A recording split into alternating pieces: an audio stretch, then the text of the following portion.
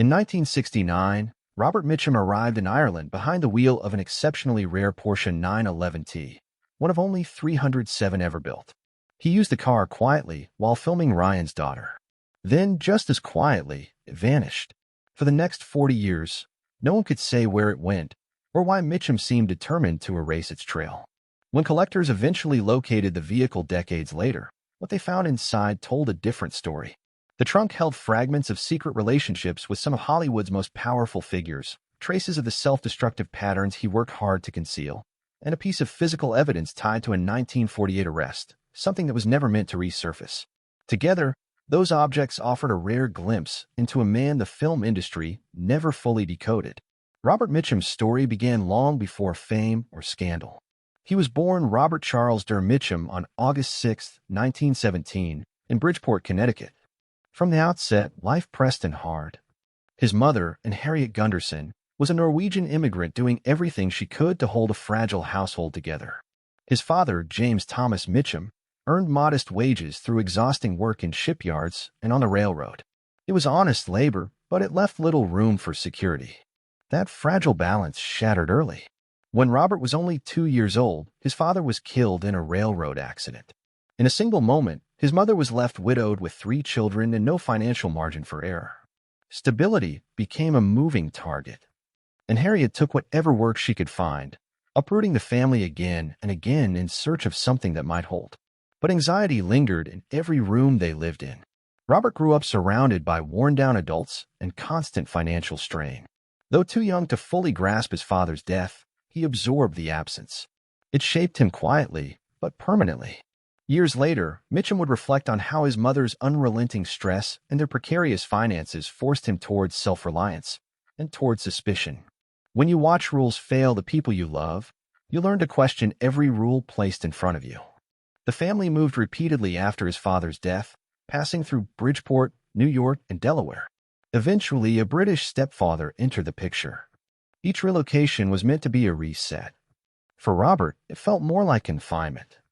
He was expected to comply, to stay in line, to shrink himself. He refused. Authority became a point of friction almost immediately, especially at home. The clashes with his stepfather set a pattern that carried into classrooms and schoolyards. By the age of 12, his mother tried a final course correction, sending him to live with his grandparents in Felton, Delaware. The hope was that distance and structure might calm him. Instead, tensions escalated. He fought with a school principal and was expelled from middle school. The incident wasn't brushed aside. It marked a turning point, a sign that he was drifting away from anything resembling a conventional path. The family later settled in New York's Hell's Kitchen, but the change of scenery did nothing to slow him down. Mitchum enrolled at Heron High School and was expelled within months after another fight. By then, this was no longer a story about a difficult child. It was the story of a boy slipping beyond the reach of institutions meant to guide him. With school no longer an anchor and home offering little peace, Mitchum began drifting between relatives and sometimes away from them altogether. He spent time on the streets. Each expulsion hardened his sense of separation from a world that demanded obedience without offering understanding. By his teenage years, he embraced the life of a drifter. He rode freight trains across the country, taking whatever work came his way, not out of ambition, but necessity. He dug ditches. He picked fruit. He washed dishes. He boxed. The pay was minimal, the labor relentless. What mattered was freedom. This was the Great Depression, and the rail lines were crowded with people just like him, hungry, transient, surviving one day at a time. Mitchum later said those years taught him how to outmaneuver both nature and society. Lessons like that don't fade. One episode from that period would later become legend. In the summer of 1933, at just 14 years old, Mitchum was arrested for vagrancy in Savannah, Georgia, and sentenced to a chain gang at Chatham County Camp No. 1. Authorities attempted to tie him to a shoe store robbery, a charge he denied, noting that he was already in custody when the crime allegedly occurred. After only a few days, he reportedly escaped, running his shots echo behind him, before hitchhiking back to Rising Sun, Delaware, where his family had relocated. Whether every detail stands up to strict scrutiny or not, the outcome is undeniable. The experience deepened his resentment toward authority and the justice system. It also sharpened a street-level logic that would follow him for the rest of his life. There are accounts that he later surrendered himself briefly to authorities simply to secure food and shelter, a stark illustration of the survival instincts he developed young. Yet even amid the fights and arrests, there was another side to him. Mitchum wrote poetry as a child.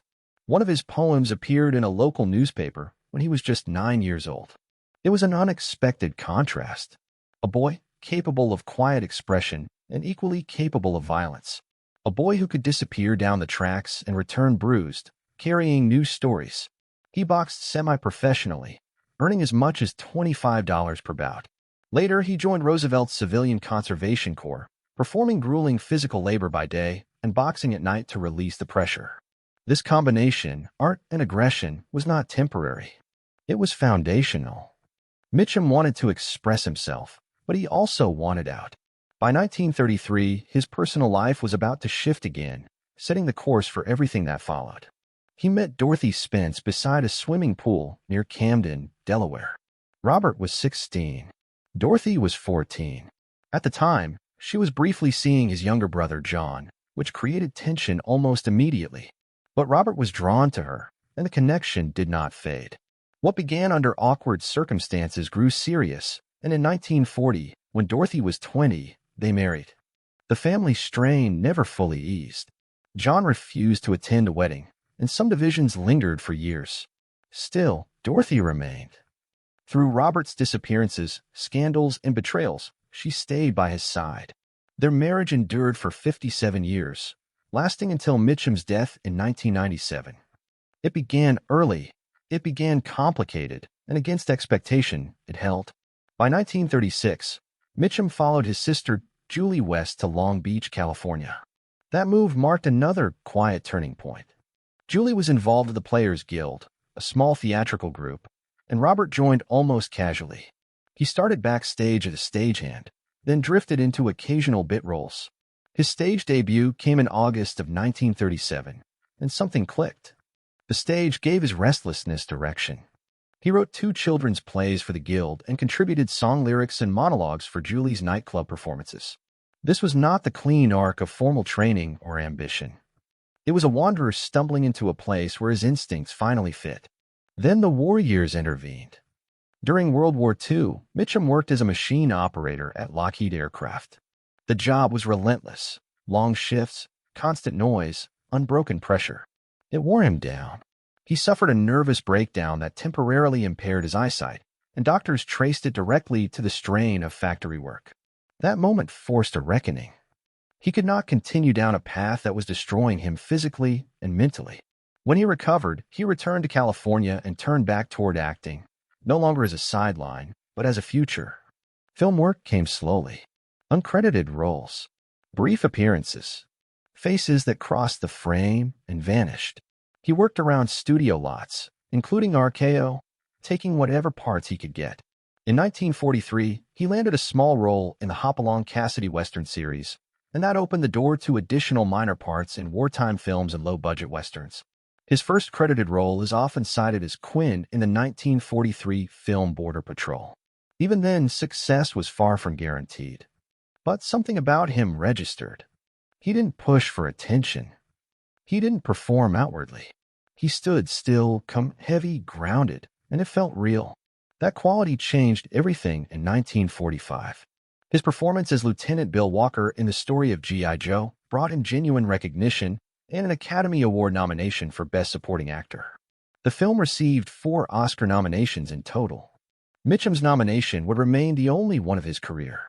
At the 18th Academy Awards in 1946, he lost to James Dunn for A Tree Grows in Brooklyn. But the loss hardly mattered. Mitchum had arrived. Released on July 13, 1945, The Story of G.I. Joe ran 108 minutes, and its impact was immediate. Studios saw a presence they could market. RKO signed him to additional films, and the anonymous extra became a recognizable face. With that visibility came rapid typecasting. RKO leaned into a weary, tough guy image, placing him in westerns like Nevada and West of the Pecos. These films became his training ground. Nevada is often cited as his first true starring role, casting him as a man on the run, falsely accused of murder. West of the Pecos followed, with Mitchum more relaxed, more attuned to the camera's rhythm. They were modest productions, far from glamorous, but they taught him discipline, how to pace a scene, how to let timing carry weight, how to do more by doing less. That restraint became his signature. Mitchum's power was never loud. It lived in his heavy-lidded eyes, his loose slouch that masked complete control, his dry delivery that suggested effortlessness even when every choice was precise. Critics sometimes called it lazy. It wasn't. It was economy. He once joked that he had only three expressions: looking left, looking right, and looking straight ahead. He leaned into that idea, trusting silence to carry what other actors tried to force with dialogue. Tall, rugged, and calm, Mitchum's stillness became the hook. And that hook fit perfectly as film noir rose to prominence. He moved naturally into darker crime dramas, Undercurrent in 1946, Crossfire in 1947, and Out of the Past later that same year. In Crossfire, he portrayed a psychologically scarred World War II veteran in a film that confronted anti-Semitism head-on, matching the unsettled tone of post-war America. Then came Out of the Past. It cemented his place in noir history. Mitchum played Jeff Bailey, a man hiding from his former life, running a gas station in a quiet town, hoping that isolation might offer escape. It doesn't. His past returns in the form of a crime boss and a dangerous femme fatale, Kathy Moffat, played by Jane Greer. The film unfolds through flashbacks, betrayal, and doomed romance. Mitchum's performance remains cool, resigned, fatalistic. He plays a man who understands the trap, even as he walks back into it. By the end, there is no clean exit. That inevitability is why the film lingers. As these roles reached audiences, the line between actor and character began to blur. The drifter's past, the fights, the brushes with the law, all of it fed into the image. Mitchum didn't look like someone playing hard lives. He looked like someone who had lived them. And then real life added fuel to the myth. On August 31st, 1948, Mitchum was arrested in Los Angeles on marijuana charges after police raided a gathering where he was with actress Lila Leeds and others. The following day, September 1st, 1948, officers stormed a cottage at 8443 Ridpath Drive in Laurel Canyon, arresting Mitchum, Leeds, and two additional individuals. Authorities described the raid as the culmination of an 8-month surveillance operation by the Los Angeles Police Department's Narcotics Division. According to reports, the house had been under close observation for months. The press descended immediately. Within hours, the arrest became an international headline, transforming Mitchum's private life into a public spectacle overnight. Photographs of Mitchum in handcuffs spread quickly, and the image became larger than the facts themselves. The scandal took on a life of its own. As the case moved through the courts, the outcome arrived on January 11, 1949. Mitchum was found guilty after entering a plea of no contest to criminal conspiracy to possess marijuana. A month later, on February 9th, he was sentenced to 1 year in county jail. Most of that sentence was suspended. He was ordered to serve 60 days and placed on 2 years of probation. In practice, he served between 47 and 50 days before being released for good behavior. His time was split between a county jail and a prison farm near Castaic. Images from that period became instant mythology. Mitchum in prison denim. Mitchum behind bars. Mitchum milking cows on the prison farm. What was meant to be punishment turned into a strange kind of publicity. Inside it, however, he was frightened. He feared the damage would be permanent, that would end his marriage to Dorothy and close the door on his career. At the time, the two were separated, and the rest felt like it might erase any chance of repairing what had already been strained.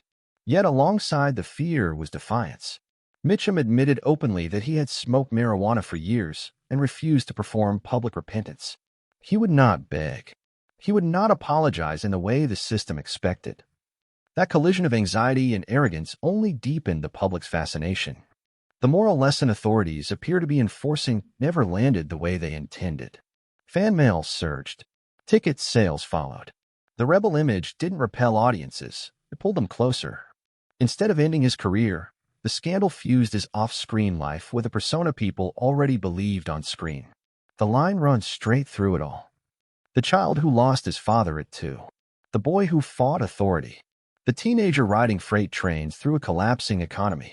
The young man who drifted into theater by accident. The factory worker who broke under pressure. The actor who learned to let silence speak. The star whose personal trouble became part of the legend. None of it stands alone. Each stage feeds the next. When you trace it backward, the tough guy image doesn't feel manufactured.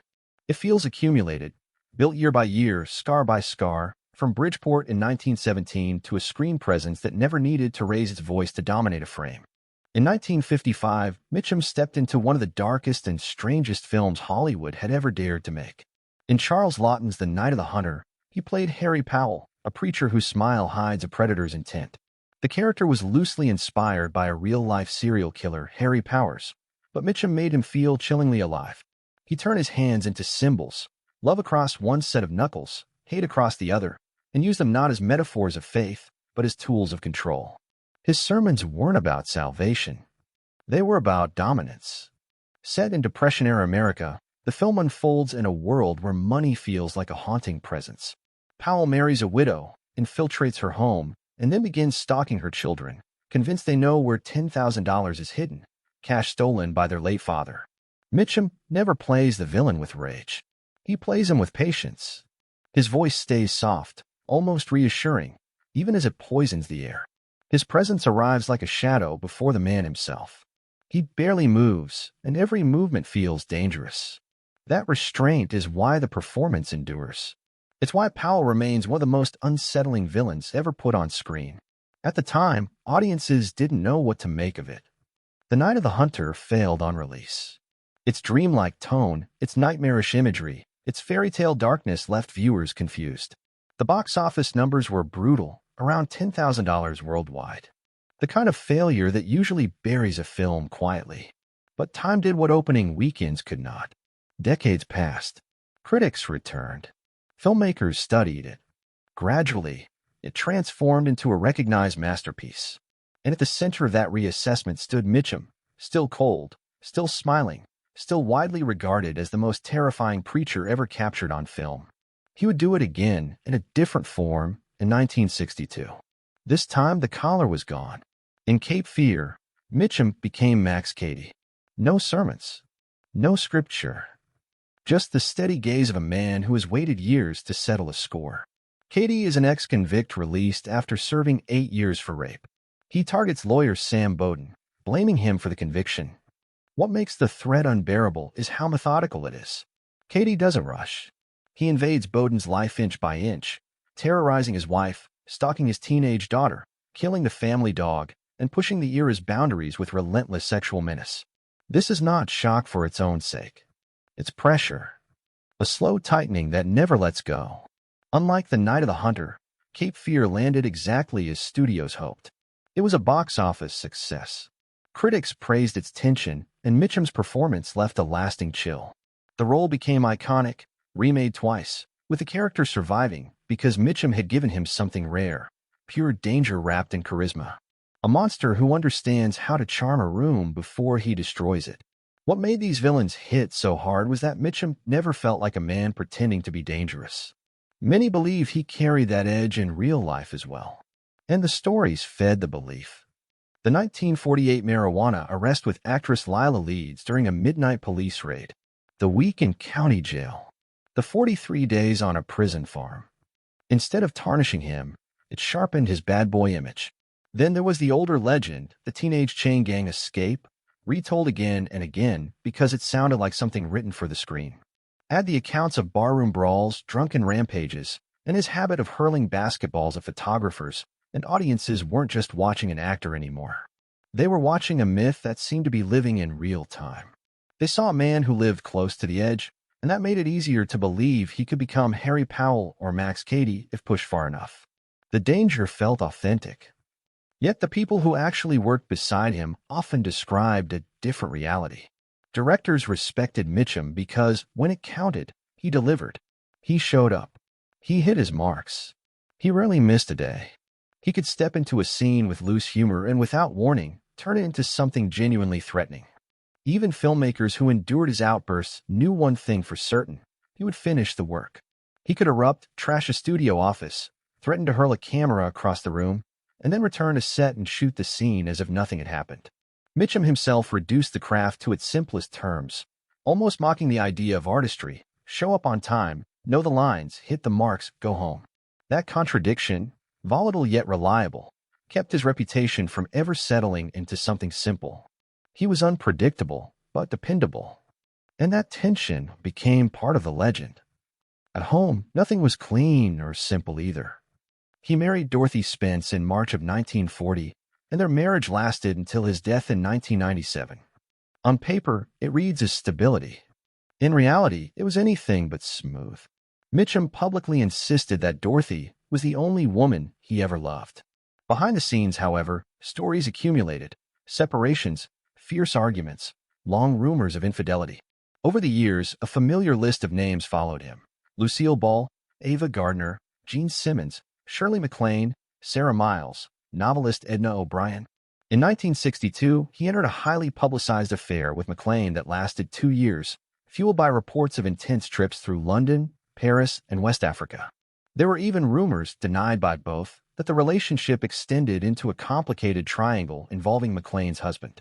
Other names became part of the mythology as well, including Mila Nurmi, known to audiences as Vampira. And there were whispers of Rita Hayworth during the filming of Fire Down Below in Trinidad in 1957. Through it all, Dorothy stayed. Family members later said she nearly left more than once. What survived was not a fairy tale, but a long, bruising test of loyalty. The outlaw image only grew louder with the drinking stories, and those weren't just rumors. On the set of Rampage in 1963, there is the infamous claim that Mitchum drank 49 glasses of rum and still insisted on filming a scene with a live tiger, horrifying the crew. His fights were real enough to leave consequences behind, including an incident in which he reportedly hospitalized heavyweight boxer Bernie Reynolds. The chaos followed him off set as well. In 1982, at a film premiere, an intoxicated Mitchum assaulted a female reporter and hurled a basketball at a photographer, knocking out 2 of her teeth. The incident spiraled into a lawsuit reportedly valued at $30 million, and the fallout cost him his salary from the film. The pattern rarely changed: charm, boredom, alcohol, then a spark that turned into a fire. On film sets, those explosions could become even more severe. In 1955, during Blood Alley, a clash with director William Wellman escalated until Mitchum trashed a studio office, smashing furniture, breaking windows, and ripping a door from its hinges. Witnesses said it took nearly 20 minutes for security to regain control. That same year, while filming The Night of the Hunter, an argument with director Charles Laughton spiraled until Mitchum threatened to throw a heavy camera at him, forcing 5 crew members to restrain him. Years later, during the Yakuza in 1974, a misunderstanding involving a prop sword led to a fistfight with a Japanese extra, resulting in the man losing 2 teeth. These were not minor disruptions. They were the kind of incidents that froze entire productions and shifted the atmosphere on set in an instant. And yet, beneath the noise, there were signs of a man battling himself. The toughness masked depression, self-doubt, and deep fatigue, especially during demanding projects like Ryan's Daughter in 1970, when the pressure pushed him close to collapse.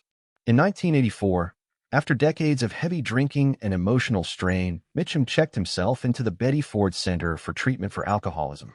It was a rare public acknowledgement from a man who guarded his private life fiercely. Those who knew him spoke of long periods of isolation, sudden emotional swings, and a growing melancholy as he aged.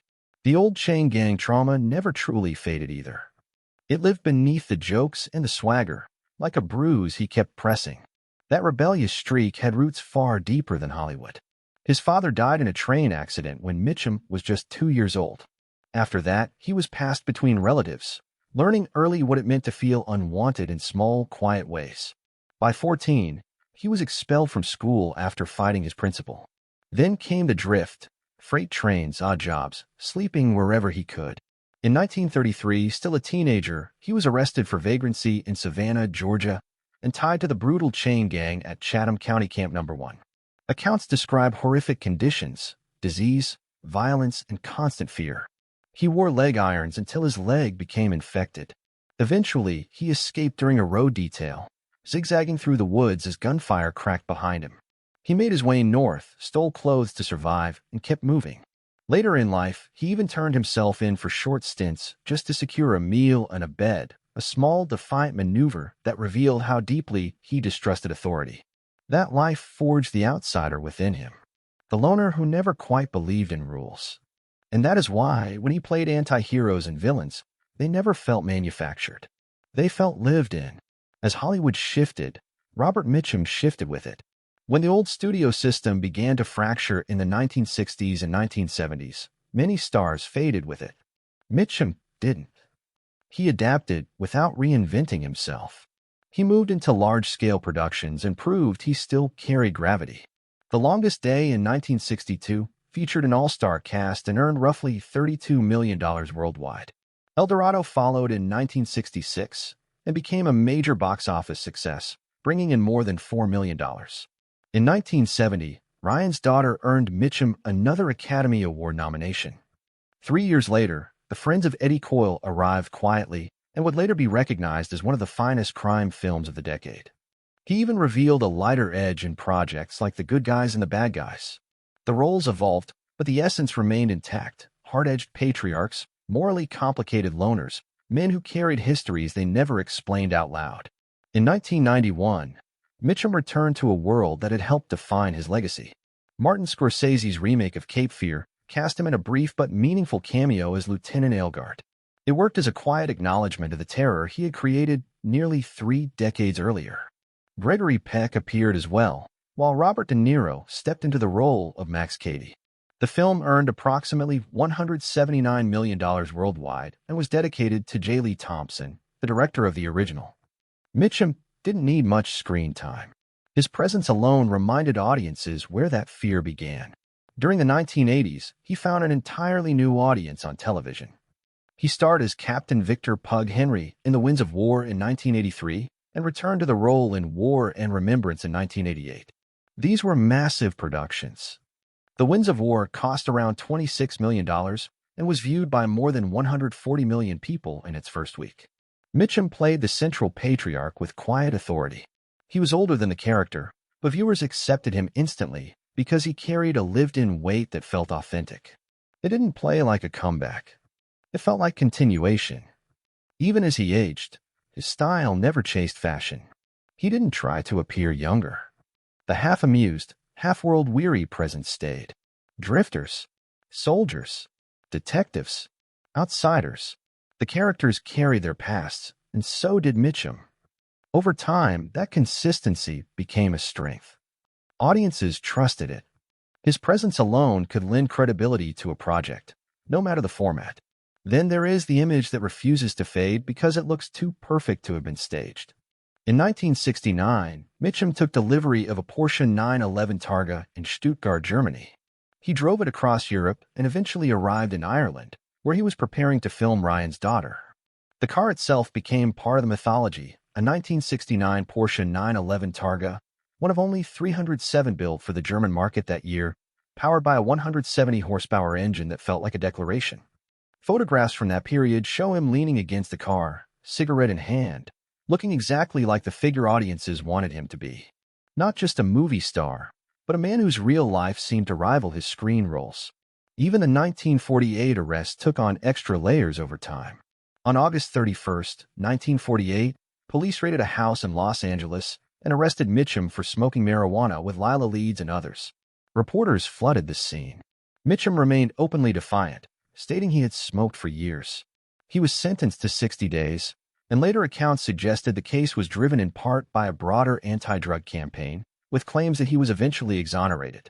By then, it no longer mattered. The story had already fused with his public image, retold and enlarged until it felt almost mythic. In the end, the body could not keep pace with the legend.